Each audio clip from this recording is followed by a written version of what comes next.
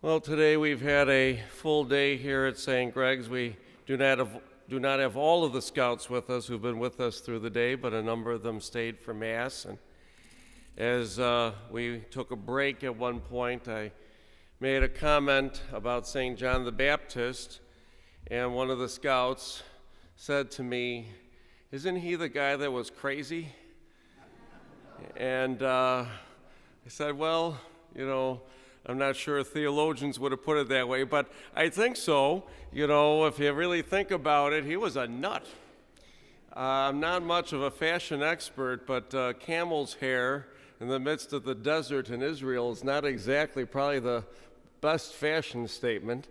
And I've never been into fad diets, but locusts and wild honey, probably, I've never heard of that one myself. And he lived out in the desert. I need air conditioning and that kind of heat. So I would imagine, he was a nut. And people probably thought of him that way, living out in the desert. He was a little crazy by what he ate. But yet they were drawn to him, weren't they?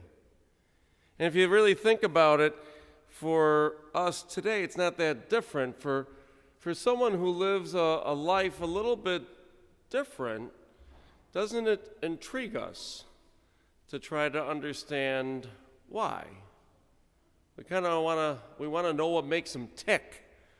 And I think that's kind of what was going on, maybe in between the lines. The people came out to the desert, and they wanted to know what's making this guy tick. What is he thinking about? And it was there that he called them to faith and baptism of repentance. He called them to a way of life. Have you ever had an individual in your life who maybe was on the surface a little nutty by what they were saying, but they ultimately were calling you to a deeper relationship with God? And if you were so blessed to have such of a person, think about who they are, and maybe sometime during this season of Advent, reach out to them and thank them. I remember one of our neighbors, Dick and Helene, one of our neighbors, elderly couple, and I remember one particular evening being outside the house, and Dick's grandson, he was a young teenager, old enough to drive though, kind of stormed out of the house and kind of peeled away. Didn't appear to be the best, departure scene. And Dick came outside after his grandson, and his grandson pulled away though. And so, I went up to him and I said, what's wrong? And he said, well, my grandson thinks I'm crazy. And I said, well, what happened? And he said, well, all of my grandchildren, when they are teenagers and begin dating, so I call them to come and visit me, and I tell them in very plain language, what is expected of them because they have my last name. And I tell them in very clear and uncertain terms, especially as they start dating, what is expected of them. He said, my grandson thinks that I'm crazy. And he told me, he said, Grandpa, he said, things are different today, and you have to understand that. And as only Dick could have done to defend himself, he said, I don't want you to think that, when your grandmother and I were your age, we had hormones that were any different than yours. But we had one thing that maybe you need to learn, and that's called self-control. And his grandson thought that was a little crazy and left the house. True story. Is there somebody in our life who's been a little nutty maybe because they've professed a way of life consistent with Christ and called us to do the same, and it really, maybe made us think, but maybe initially got us upset? And furthermore, is there somebody in our life, maybe especially during Advent, that we need to be that nut, just like John the Baptist, maybe not in camel hair and locusts and wild honey as a diet, but is there someone that we need to be a little crazy, particularly in the current era, and profess our faith to them and invite them to do the same? Simple Advent thought. John the Baptist was a nut, and maybe we're called to be, in a similar way, crazy for Christ in the world today. Another thing, John the Baptist, who we meet this weekend in the Advent readings, he called out the Pharisees. He called them out exactly who they are. I mean, I don't know if Dale Carnegie would agree, but calling them a brood of vipers is not exactly the best way to win friends and influence people, but nonetheless, he didn't mince words. He called them out, and he called them to correction. That's what he did very clearly. And I don't know if you've ever been called to correction. I've been called to correction a number of times, and that usually goes one of two ways. Either when we're called to correction, we respond by getting angry, or when we're called to correction, we take a step back and kind of scratch our head and think, well, maybe I need to reflect on this and, think a little bit. Where are we in the season of Advent being called out? We're already in the second Sunday. Hopefully something has spoken to you to call you out. And, our Pope Francis, he really likes to call us out to think about things, doesn't he?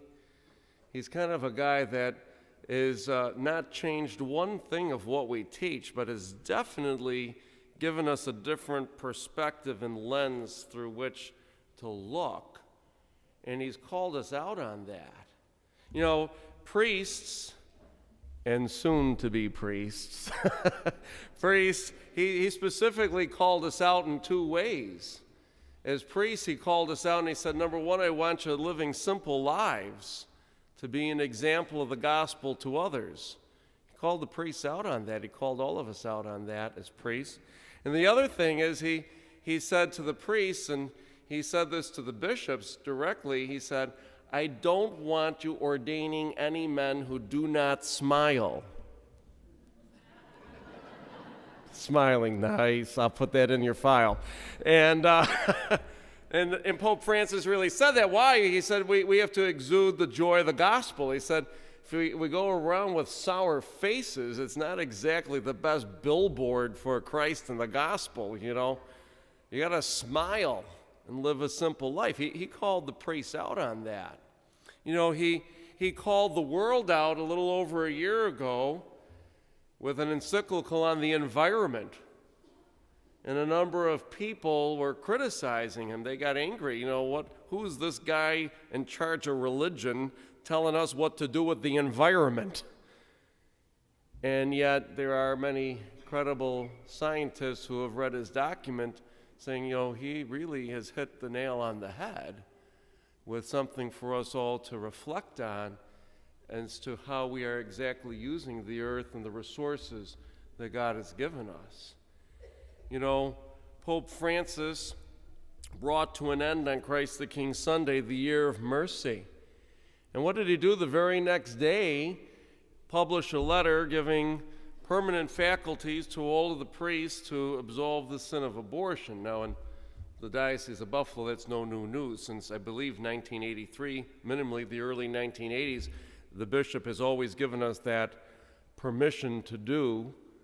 So for us here in Buffalo, maybe not something new, but worldwide, that was huge news. And some criticized the Pope for doing that. And others took that step back and reflected and said, well, thank goodness and thank God he's calling those who carry the weight of that sin and guilt for healing. Just as John the Baptist called out the Pharisees, so too, hopefully, the gospel, every time we read it, and other individuals in our life call us out. How is it that we respond? Do we respond in anger and reject, or do we listen, take that step back, and kind of scratch our head and reflect and say, maybe there's something here that I need to learn and live by? Finally, John the Baptist destroyed the indifference. That's what he did. His unique vocation was to destroy indifference, to be receptive to God's plan. We talk about vocations, and his vocation was particularly unique because his vocation was one where he bridged the gap between the prophets of the Old Testament and ushering in the Messianic era. It was a very unique vocation. And he destroyed indifference, called others to be receptive to God's plan, which really should call each one of us this Advent night to reflect, what is the necessity of my own existence? Why am I here? Why are we here in this place and time? Why is it that we're here? And is there some specific mission and purpose that collectively we have? One thing that I don't believe in, I won't ask if you believe in it because I already told you I don't. So in polite society, you would say we agree with you. We don't believe in that either. I don't believe in coincidence. I don't believe in that. I believe in God incidences. I don't believe in coincidences. Simple story. When I was a junior in high school, I was selected to go to Boys State. Some of you are probably familiar with it. I had one of our teenagers from the parish go to Boys State this past summer. It's basically a week-long program in beautiful, sunny downtown Morrisville, New York, at the State University for guys to learn about government. There's also a girls' state. Girls' state is separate from boys' state. There's blue and there's pink. There's no purple, keep them on separate campuses. And when I went to Boys State, I got on the bus to go there, and I didn't know anybody on the bus. One bus from Buffalo, I knew nobody. And I got there, and I learned that there were 1,036 high school guys from all across New York State who were invited to be part of this. I didn't know any of them. And I got into my dorm room, and the Marine Corps runs this along with the American Legion. And so, you know what that means. And after my room passed inspection, I started meeting people, and the guy who was rooming right next to me, his name is Eric Andrews. Eric was rooming next to me. He was from beautiful Pleasant Valley, New York, outside of Poughkeepsie. Thankfully, he didn't know anybody either, so we became instant friends. And after that week was over, in those days, some of you will remember things like writing letters to people. Do you remember that? There was no text messaging, huh? And a long-distance phone call, that was $2, $3 a minute. Remember those days? Depending what time of day you called. So, you wrote letters, and we wrote letters. We stayed in touch. He'd come to Buffalo to visit. I go down to New York. Eventually, he became a film producer for someone named Jim Henson. And if you ever watched Fraggle Rock, he used to be the producer of Fraggle Rock. And when I started discerning the priesthood, I had questions that I wanted to ask.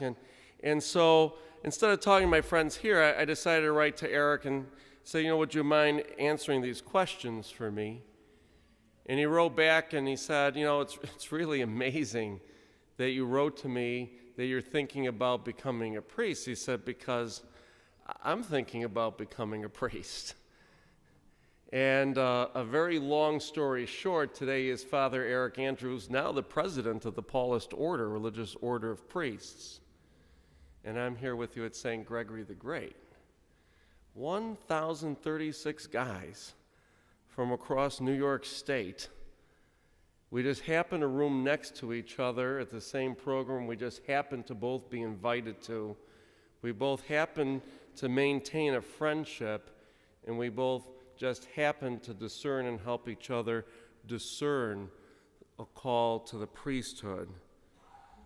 Is that a coincidence, or is that something stronger? John the Baptist calls us to question the necessity of our existence, and in so doing, pointing us towards Christ. And he gives really all of us that power in our faith and prayer to reach out to one another, to point one another in that direction of Christ, just as he himself did. You might think I'm a little crazy with that story, but nonetheless, I believe that's the hand of God. This Advent, have you seen the hand of God pointing you further into that intimate relationship?